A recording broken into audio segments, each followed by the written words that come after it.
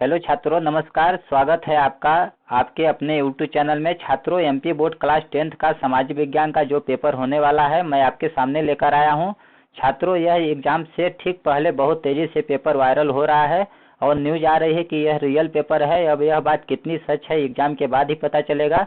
फिर भी छात्रों, आपको यह पेपर एक बार जरूर देख लेना चाहिए, क्योंकि यदि क्वेश्चंस इसके सेम टू सेम एग्जाम में आ जाते हैं तो आप भी इसका बेनिफिट फायदा उठा सकते हैं। तो चलिए बिना देरी किए वीडियो को स्टार्ट करते हैं। दोस्तों, इससे पहले यदि आप चैनल पर पहली बार हैं तो चैनल को सब्सक्राइब जरूर कर लें और अपने दोस्तों को ज़्यादा से ज़्यादा शेयर करें ताकि उनको भी मदद मिल सके। तो चलिए वीडियो को स्टार्ट करते हैं। यहाँ पर देखिए कुछ दिशा निर्देश दिए गए हैं। सबसे पहले आपको इन निर्देशों को अच्छी तरह से एग्जाम से पहले, एग्जाम में बैठने के बाद इनको अच्छी तरह से रीड कर लेने हैं। अब चलिए हम प्रश्न देखते हैं क्या क्या दिए गए हैं। देखिए फर्स्ट नंबर क्या दिया गया है, सही विकल्प चुनिए। पहला नंबर है स्थानीय वनों का सर्वाधिक क्षेत्र किस प्रदेश में है, तो इसका करेक्ट आंसर क्या हो जाएगा, मध्य प्रदेश। अगला है मध्य प्रदेश के किस खनिज के उत्पादन में भारत को में सर्वप्रथम स्थान है, तो क्या हो जाएगा, हीरा, द नंबर। अगला है 1834 में प्रसा में स्थापित हुए जाल बेराइन का संबंध किससे है, तो इसका करेक्ट आंसर क्या हो जाएगा, शुल्क संघ। अगला है हिंद स्वराज नामक पुस्तक के लेखक कौन थे, तो इसका करेक्ट आंसर हो जाएगा महात्मा गांधी। अगला है श्रीलंका की आबादी में ईसाई लोगों का हिस्सा कितना प्रतिशत है, तो क्या हो जाएगा करेक्ट आंसर 7%। ठीक, अगला देख लेते हैं। देखिए अगला नंबर दिया गया है कोपरा किस पर लागू होता है, तो इसका करेक्ट आंसर क्या हो जाएगा, समानों पर लागू होता है। अब आगे प्रश्न लेते हैं क्या क्या दिए गए हैं। अब देखिए दूसरा नंबर क्या दिया गया है। दूसरा नंबर दिया गया है रिक्त स्थानों की पूर्ति कीजिए। पहला है प्रोजेक्ट टाइगर विश्व की बेहतरीन वन जीव परियोजना में से एक है और इसकी शुरुआत डास में हुई थी, तो इसकी शुरुआत कब हुई थी, सन 1973, आपको याद रखना है। अगला है बेल्जियम के संविधान में प्रावधान है कि केंद्रीय सरकार में डास और डास भाषी मंत्रियों की संख्या समान रहेगी, तो इसका करेक्ट आंसर क्या हो जाएगा, डच और फ्रेंच। ठीक, अगला है गुलामगिरी के लेखक डास थे, तो इसका करेक्ट आंसर क्या हो जाएगा, ज्योतिबा फुले, ज्योतिबा फुले, आपको याद रखना है। अगला है छपाई के लिए इबारत कंपोज करने वाला व्यक्ति डास कहलाता है, तो क्या कहलाता है, कंपोजिटर, कंपोजिटर। ठीक, अगला देखिए क्या है, भारत में वर्तमान जीवन प्रत्याशा डास वर्ष है, तो क्या हो जाएगा 63। अगला क्या है, प्रथम जूट मिल की स्थापना डास में हुई थी, तो कहाँ पे हुई थी, कलकत्ता, कलकत्ता, क्या हो जाएगा आपका, कलकत्ता, आपको याद रखना है। अगला देखिए क्या है, डास संस्था राजनीतिक दल को पंजीकृत करती है, तो इसका करेक्ट आंसर क्या हो जाएगा, भारतीय चुनाव आयोग, भारतीय चुनाव आयोग। ठीक, तो आपको इनको याद रखना है। अगला दिया गया है सही जोड़ी, तो इनको हम इरेज कर लेते हैं, क्लिंग कर लेते हैं थोड़ा। अब देखिए छात्रों, अगला दिया गया है सही जोड़ी मिलाइए। पहला नंबर क्या है, भारत में भौम जल की संभावित क्षमता तो कितनी है, इसका करेक्ट आंसर क्या हो जाएगा, ग नंबर, 434 अरब घन मीटर। अगला है भारत माता की पहली तस्वीर किसने बनाई थी, तो इसका करेक्ट आंसर क्या हो जाएगा, बंकिम चंद्र चट्टोपाध्याय। अगला है व्यक्तिगत सत्याग्रह का प्रथम सत्याग्रही, क्या हो जाएगा इसका आंसर, क नंबर, विनोबा भावे। ठीक, अगला देखिए क्या है, नेपाल में जन आयोग की शुरुआत तो किसके द्वारा की गई थी, अच्छा, नेपाल में जन आंदोलन की शुरुआत कब की गई थी, इसका हो जाएगा च नंबर, अप्रैल 2006 में।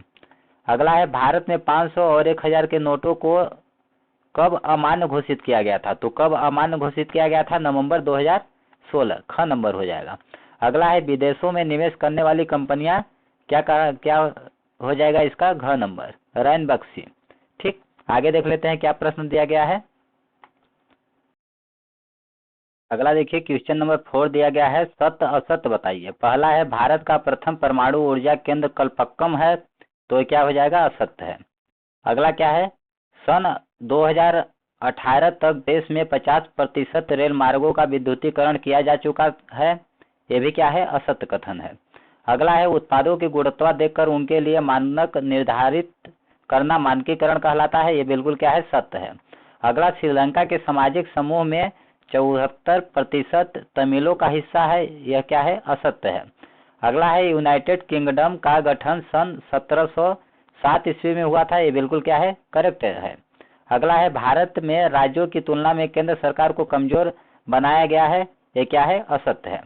अब देखिए एक शब्द या वाक्य में उत्तर दीजिए। पहला क्या है? लेटेराइट मृदा भारत के किन किन क्षेत्रों में पाई जाती है? तो यहाँ पे आंसर हमने लिख दिया है, पश्चिमी तटीय प्रदेश, प्रायद्वीपीय पठार के पूर्वी भागों, मेघालय में। ठीक। आगे दिया गया है अमेरिका में चल रहे नक्सलवाद का विरोध करने वाले 2 खिलाड़ियों के नाम बताइए। तो क्या क्या हो जाएगा? टॉमी स्मिथ और जॉन कार्लोस। आपको याद रखना है। आगे दिया है वियना संधि का मुख्य उद्देश्य क्या था? तो इसका मुख्य उद्देश्य क्या था? उन कई सारे बदलावों को खत्म करना जो नेपोलियन युद्धों के दौरान हुए थे। आगे है उत्पाद की गुणवत्ता को देखकर उनके लिए मानक निर्धारित करना क्या कहलाता है? तो क्या कहलाता है? मानकीकरण कहलाता है। आगे है भारत के पानी के निजीकरण के खिलाफ बोलीविया में जो आंदोलन चला उसकी अगुवाई किस संगठन ने किया? तो इसका क्या हो जाएगा? फेडेकोर नामक संगठन ने किया था। आगे है आधारभूत उद्योगों के कोई 2 उदाहरण दीजिए। तो क्या क्या हो जाएगा? लोहा इस्पात उद्योग और सीमेंट उद्योग। अगला है स्वर्णिम चतुष्कोण किन किन स्थानों को मिलाता है? तो क्या हो जाएगा? मुंबई, चेन्नई, कोलकाता और दिल्ली। तो आपको इनको याद रखना है। अब चलिए इनके क्वेश्चंस देख लेते हैं, क्या क्या क्वेश्चंस हैं। देखिए दोस्तों, क्वेश्चन नंबर 6 दिया गया है, पूर्वी तट के नदी डेल्टाओं पर किस प्रकार की मृदा पाई जाती है? इस प्रकार की मृदा की प्रमुख विशेषता क्या है? 8वां में दिया गया है भारत में पाई जाने वाली मिट्टियों के नाम बताइए। इसी प्रकार से 7वां है, 8वां है, जल्दी जल्दी हम आपको दिखा देते हैं।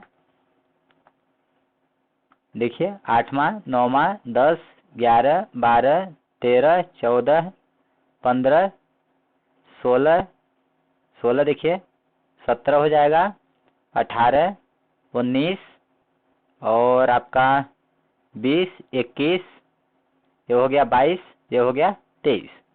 ठीक। तो इस तरह से छात्रों इन सभी प्रश्नों को आपको अच्छी तरह से एग्जाम से पहले रीड कर लेना है। यदि एग्जाम में ये प्रश्न पूछे जाते हैं तो आप आराम से 70 से 80% स्कोर कर सकते हैं। ठीक। और आप जो पहले तैयारी किए हैं उन प्रश्नों को भी अच्छी तरह से तैयार रखना है। दोस्तों, मैं एक बार फिर से कहना चाहूँगा कि यह पेपर हमें न्यूज़ से मिला है, 100% नहीं कहा जा सकता है कि यही पेपर एग्जाम में आएगा। इसलिए आप अपनी तैयारी को जो पहले से तैयार किए हैं उन सभी प्रश्नों को भी अच्छी तरह से तैयार रखना है और एग्जाम हॉल में जाकर अच्छी तरह से आराम से आपको एग्जाम देना है। हड़बड़ाने की कोई ज़रूरत नहीं है। धन्यवाद दोस्तों, आपको एग्जाम की बहुत बहुत शुभकामनाएं। धन्यवाद। Best of luck.